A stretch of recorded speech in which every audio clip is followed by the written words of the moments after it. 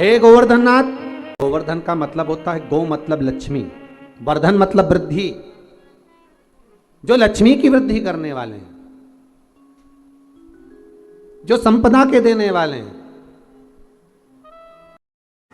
गिरिराज जी का जन्म कहां हुआ था? कृष्ण से पूछे कि आपका जन्म कहां हुआ था, जम के बोलो मथुरा के उस कारागार। कोई भगवान राम से पूछे कि आपका जन्म कहां हुआ था, तो क्या अयोध्या के महल में। कोई हनुमान जी से पूछे आपका जन्म हुआ कहां, तो वो बता दे। पर कोई आपसे पूछे कि जिन गोवर्धन नाथ जी की परिक्रमा आप लगाते हो, 7 कोस की परिक्रमा लगाते हो, 21 किलोमीटर की परिक्रमा लगाते हो, उन गोवर्धन नाथ जी का जन्म कहां हुआ था, जन्मे थे, उनका जन्म किस जगह का है? 7 द्वीप हैं इस भूमंडल। कितने द्वीप हैं? 7। उसमें जम्बू, प्लाक्ष, कुश, शाल्वनी, प्रोण, शाल्य, पुष्कर, ऐसे 7 द्वीप हैं। मेरे गोवर्धन नाथ जी का जो जन्म है वो शाल्वनी द्वीप का है। कौन से द्वीप का है? शाल्वनी। अब कोई तुमसे पूछे तो अब तो जवाब दे सकते हो कि शाल्वनी द्वीप में मेरे गिरिराज बाबा का जन्म हुआ था, द्रोणागिरि राजा के घर में। द्रोणागिरि के तुम युवराजा, भक्तन के साधो हो काजा। कली में तुम समदेव ना दूजा, सुर नर मुनि सब करते पूजा। हे गोवर्धन नाथ, कलयुग में तुम्हारे समान कोई देव नहीं होगा। संसार के लोग आपकी पूजन कर कर सुख पाएंगे। जो आपकी परिक्रमा लगाएगा, दूध चढ़ाएगा, मनवांछित फल पाएगा। ऐसे मेरे गोवर्धन नाथ जी हैं। आप जो 4 दिवसीय, आज चौथा दिवस है लक्ष्मी पूजन का, 3 दिवसीय जो पहले पूजन कर चुके हैं, आज चौथा दिन। जो पूजन की थाली आपने सिक्के रख रखे हैं, उसी पूजन की थाली में जल का छींटा देकर रोली चावल मोली हल्दी से पूजन करना है। लाल पुष्प समर्पित करना है। 2 हल्दी की गठान, 2 कमल गट्टे,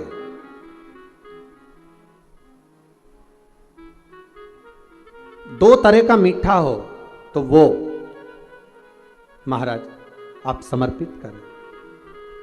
2 अमरबेल के टुकड़े उस थाली में समर्पित करें और निवेदन करें माता लक्ष्मी से।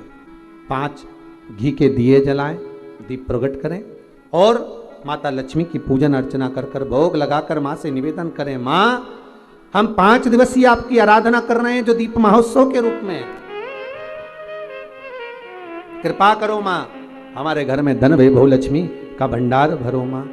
माता से निवेदन करें और निवेदन करके मां से तब 5 दीप उठाकर आरती करिए माता लक्ष्मी की। और लक्ष्मी माता की आरती कर उन दीपों को, एक जहां गोवर्धन नाथ जी का पूजन आपने करा है, एक दीप वहां लगा दीजिए जो सुबह आपने गिरिराज जी का पूजन करा। दूसरा दीप पानी के परिंडे के पास लगा दीजिए जो हंडा आपने पानी का भरा हुआ है।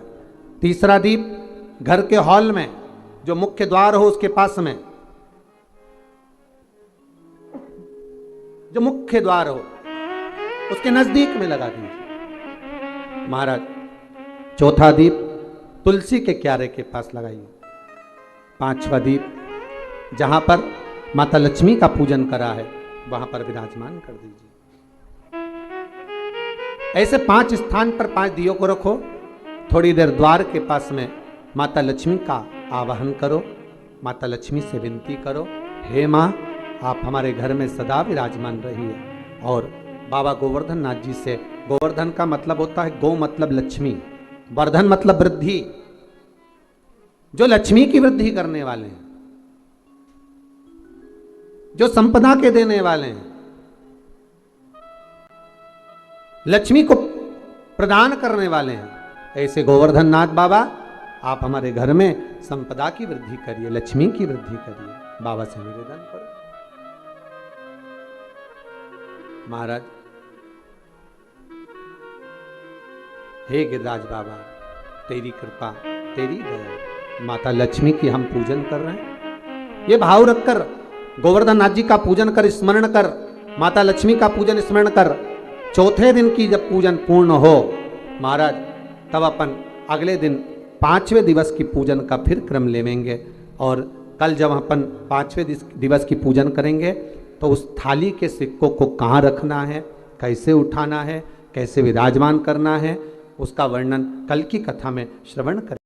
सिक्का रखना है थाली में। पूजन धनतेरस से चालू करा, रूप 14 पर करी, रूप 14 से करी, दीपावली पर पूज लिया और मालूम पड़ा फिर आ गया गोवर्धन पूजन, दीपावली का दूसरा दिन, पड़वा का दिन, उस दिन फिर पूजन का विधान। तो हमारा शास्त्र कहता है दूसरे दिन जब पूजन करो, पाटा जैसा की लगा रहने दो, जैसा कपड़ा बिछा रहने दो, जैसी थाली रखी वैसे रखे रहने दो। और गोवर्धन पूजन वाले दिन भगवान गोवर्धन नाथ जी का नाम लेकर माता लक्ष्मी का स्मरण कर फिर 2 दिए लगाना है। 2 दीप, अब की बार तेल का दीप नहीं आएगा, दोनों दिए घी के लगेंगे और दोनों और लगेंगे, लक्ष्मी जी के सीधे हाथ पर भी और उल्टे हाथ पर भी। घी का दिया लगा दो, अखंड नहीं लगेगा, थोड़ी देर के लिए लगाना है। उन्हीं दीप को लगाकर माता के पूजन कर लो। गोवर्धन पूजन वाले दिन जैसी पूजन रोज करी वैसी की वैसी चंदन, रोली, मोली, हल्दी जो भी है वो चढ़ाकर पूजन करो। केवल 1 कमल गट्टा, 1 हल्दी की गठान और 1 अमरबिल का टुकड़ा समर्पित कर प्रेम से भोग लगाकर आरती कर लो, वही 2 दिए से जो रखे हैं, और माता को प्रार्थना कर अपने घर में रखिए। फिर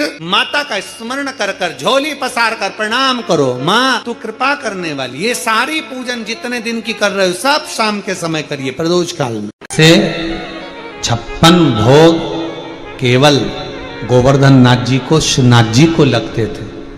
पहले 56 भोग सब देवताओं को नहीं लगते थे।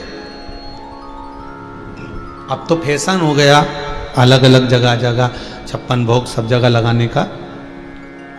पर 56 भोग का जो प्रमाण है वो गोवर्धन नाथ जी का, श्रीनाथ जी का।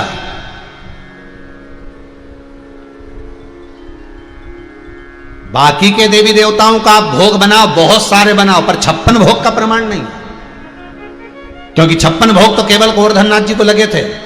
और कब लगे थे? जब भगवान कृष्ण ने गोवर्धन पर्वत उठा लिया था और उठाने के बाद जब पर्वत नीचे रखा था तब उनको 56 भोग लगे थे। तो 56 ही क्यों लगे थे? तो उसके लिए भी वर्णन किया गया। 7 दिन तक भगवान कृष्ण ने पर्वत को उठाया था।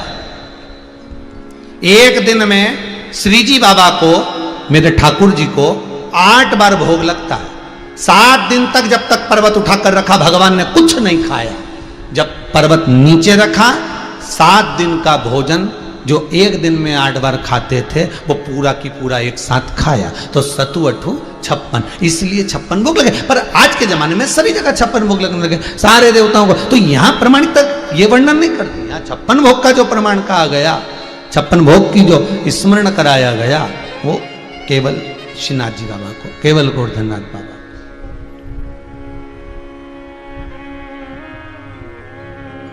अब जगह जगह लगने लगे। अब आजकल तो एक जगह पर हमने पढ़ा था भेरू जी को 56 भोग लगेंगे, तो हमने कहा ठीक है। फिर कहीं पढ़ा कि शनि महाराज के भी लगेंगे, तो ठीक है। फिर कहीं कहीं पढ़ा कि उनको भी, तो ये आपकी मन की बात है, आप जिसको जिमाना चाहो जिमाओ, परंतु जो प्रमाण है।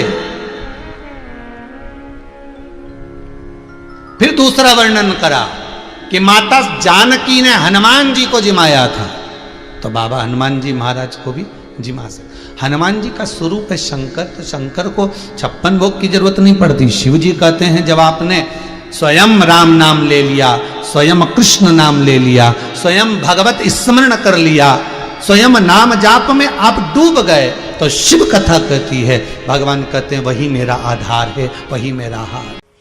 कोई आपसे पूछे महाराज जी ये कथा कहां से बोल रहे हो? अबे दुनिया है, काली मिर्ची है, तो पूछने वाला तो कहीं भी पूछ सकता है, तो तुम्हें बता देना चाहिए। गर्ग संहिता गिरिराज खंड अध्याय नंबर 2, ठीक है, जिसमें से ये कथा बोली जा रही। अगर कोई पूछे कि बताओ शिवर वाला महाराज तरकहीं की कथा लेके आ जाए, अब बताइए। गोवर्धन नाथ द्रोणागिरी, और गोवर्धन का मतलब समझ लेना, गो मतलब लक्ष्मी, वर्धन मतलब वृद्धि। गौ इंद्री को भी कहते हैं, गौ गोपी को भी कहते हैं। तो जो लक्ष्मी की वृद्धि करे वो गोवर्धन। इसलिए दुनिया के लोग गोवर्धन नाथ जी की परिक्रमा नित्य प्रतिभाव से आनंद के साथ दिन रात, चाहे पानी बरस रहा हो, चाहे ठंड पड़ रही हो, चाहे गर्मी कितनी भी तपा रही हो, उनके भक्त भगवान का परम भगवदीय वैष्णव जो भगवान की भक्ति में रमा हुआ है वो भगवान गोवर्धन नाथ जी के चरणारविंद में चला जा। हला हल विष जब शंकर भगवान पिए थे तब चक्कर नहीं आया, पर पूतना के स्तन का जब विष पिया तो भगवान भी चक्कर खाकर नीचे पड़ गए, इसलिए उनका नाम चकलेश्वर महादेव हो गया, जो गोवर्धन नाथ जी चक्कर खाकर नीचे पड़ गए, चकलेश्वर महादेव हो गया। भगवान को लगा मेरे महादेव को चक्कर आ गए, तो उन्होंने पांव का एड़ी ठोकी, ठोकते से मानसी गंगा को प्रकट कर लिया, गंगा निकलकर शिव जी के ऊपर पड़ी, तब जाकर शंकर जी वापिस उठकर बैठे, इसलिए मानसी गंगा पर चकलेश्वर महादेव। तुलसीदास बाबा जब गोवर्धन नाथ जी पर गए तो गिरिराज बाबा का स्वरूप देखकर बोले इनके तो बंसीधरी है, प्रणाम जब करूंगा जब धनुष और बाण होगा।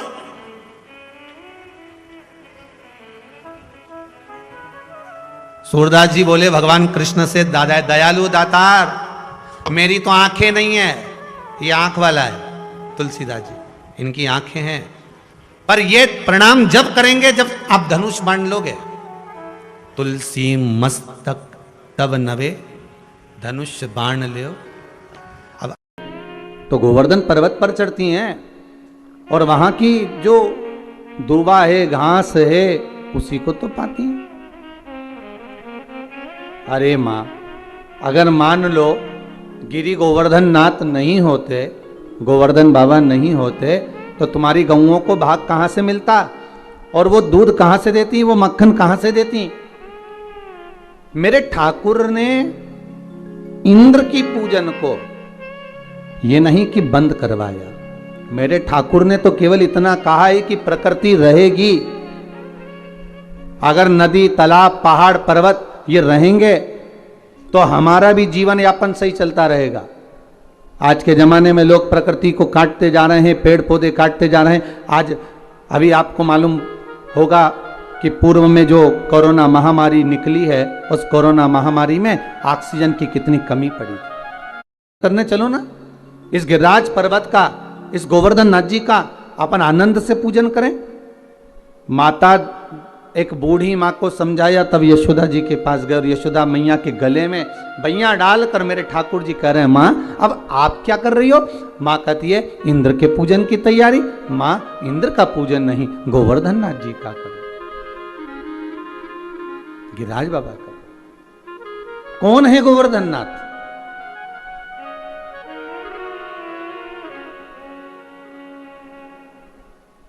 पुलस्त ऋषि के मन भाए, जोर विनय कर तुमको लाए। ये कौन है गोवर्धन नाथ? महाराज जिस समय पर श्री राम जी महाराज सुंदर सेतु का निर्माण कर रहे हैं, नल नील पत्थर को राम नाम लिखकर छोड़ रहे हैं, और जो सेतु बनाया जा रहा है उसमें श्री हनुमान जी महाराज से कहा जाओ जल्दी जल्दी पत्थर लेकर आते जाओ। हनुमान जी महाराज भी गए।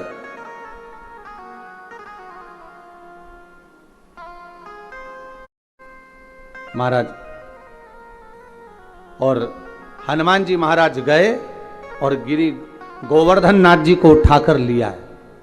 अब पर्वत को लाते लाते लाते लाते उन्होंने कहा इतना विशाल पर्वत है, एक ही जगह पर रख दूंगा तो बस वहीं से मार्ग बन जाएगा। पर लाते लाते इतने में सूचना मिल गई कि अब तो इस सेतु का निर्माण हो चुका है, अब सेतु का निर्माण हो गया, अब नहीं लाइए, आप उसको रख दीजिए, जहां से लेकर आ रहे हो वहीं पर रख दीजिए, जहां पर हो वहीं रख दो।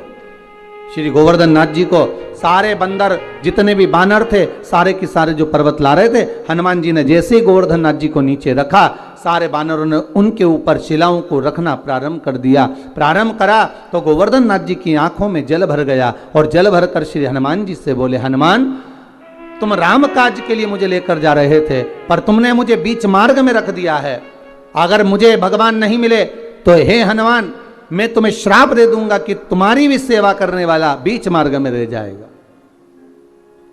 हनुमान जिसको मिलाने के लिए लेकर आए हो कम से कम एक बार उसका दर्शन तो करा देते, एक बार उससे मिला तो देते। हनुमान जी की आंखों में जल भर गया। हनुमान जी महाराज ने राम जी से जाकर कहा नाथ वो गोवर्धन पर्वत तो मुझे श्राप दे रहा है, गोवर्धन नाथ जी की वो कंदराएं मुझे श्राप दे रही हैं। बाबा राघव जी, हे प्रभु जी आप बताओ मैं क्या करूं। भगवान राम जी ने कहा गोवर्धन पर्वत से जाकर कहो तुम चिंता मत करो, अभी त्रेता के अंतर्गत तुम्हें लेकर आ रहे थे, तुम विश्राम करो इसी जतिपुरा में, ब्रजमंडल में। जब भगवान राम का अगला अवतार होगा कृष्ण अवतार, तब स्वयं भगवान कृष्ण, आप जो प्रतीक्षा कर रहे हो, जो बाट जो रहे हो, जो इंतजार कर रहे हो, भगवान स्वयं राम कृष्ण का अवतार लेकर आएंगे और भगवान कृष्ण बनकर आकर आपकी पूजन करेंगे। देखिए शिव महापुराण में भी पहले वर्णन किया कि आप अगर इंतजार कर रहे हो, आप भगवान की बाट जो रहे हो, इंतजार कर रहे हो, प्रतीक्षा कर रहे हो, विश्वास रखकर भगवान का भजन कर रहे हो, एक दृढ़ता बनाकर, एक भरोसा रखकर, विश्वास रखकर, दृढ़ता रखकर अगर भगवान की भक्ति में डूबे हो, तो ये पक्का है आज नहीं तो कल मेरा महादेव, मेरा ठाकुर, मेरा राम, मेरा कृष्ण आपको मिलेगा जरूर, प्राप्त जरूर होगा।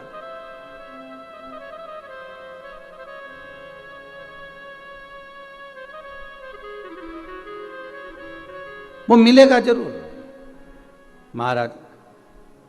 उसकी प्राप्ति का केंद्र बिंदु है हमारा विश्वास।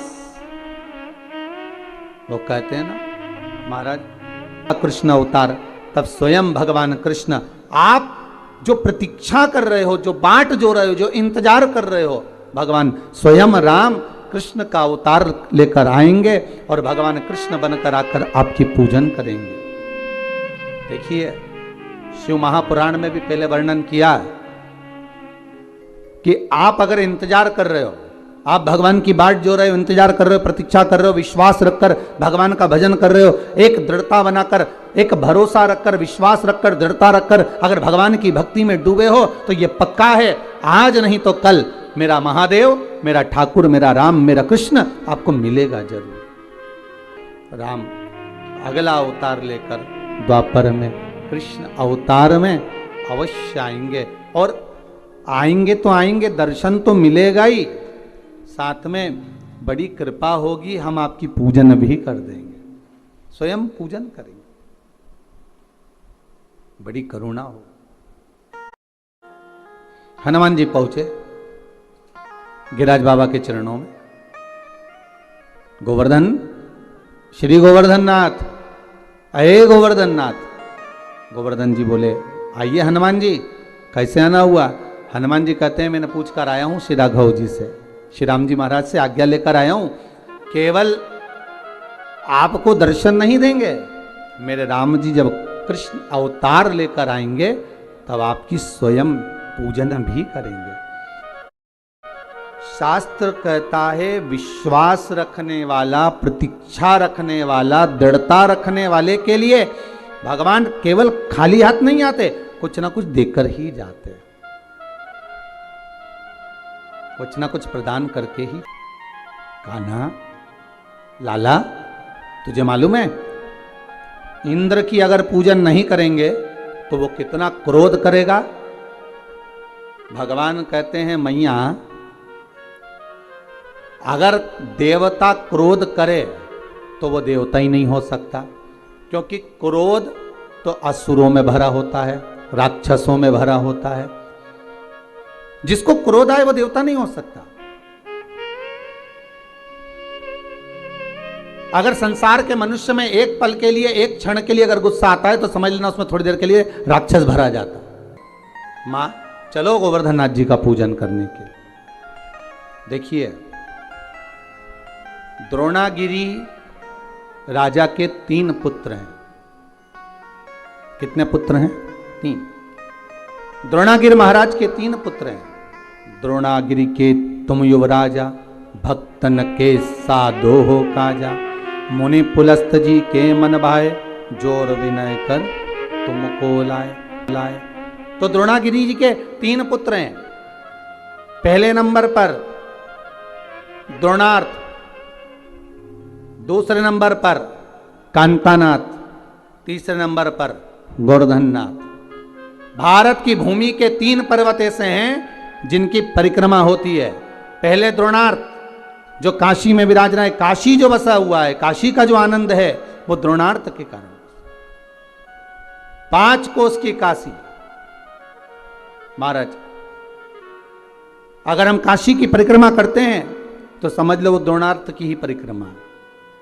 दूसरे नंबर पर कांतानाथ, जो चित्रकूट में जिनका निवास है, राम जी के विश्राम के लिए, राम जी को आराम करने के लिए श्री हनुमान जी महाराज ने पहले ही द्रोणागिरी से उनके दूसरे नंबर के पुत्र कांतानाथ जी को लाकर रख दिया।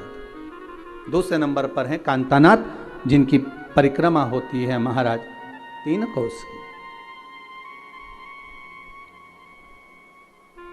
कभी कई लोग कहते हैं 5 कोस की है, कोई कहते हैं 3 कोस की है, पर ये तो भगवान का भाव है कि आप जिस भाव से करते हैं भगवान उस भाव से निवास करता है। तीसरे नंबर पर हैं गोवर्धन नाथ, ये पिता द्रोणागिरी के हैं और अपनी माता के बड़े प्रिय हैं। माता पिता का जो स्नेह रहता है वो जरा छोटों पर ज्यादा रहता है। छोटे ले चलो। गोवर्धन नाथ जी से कहा आप हमारे साथ चलिए। गोवर्धन नाथ जी ने पुलस्त बाबा से कहा अगर मेरे पिता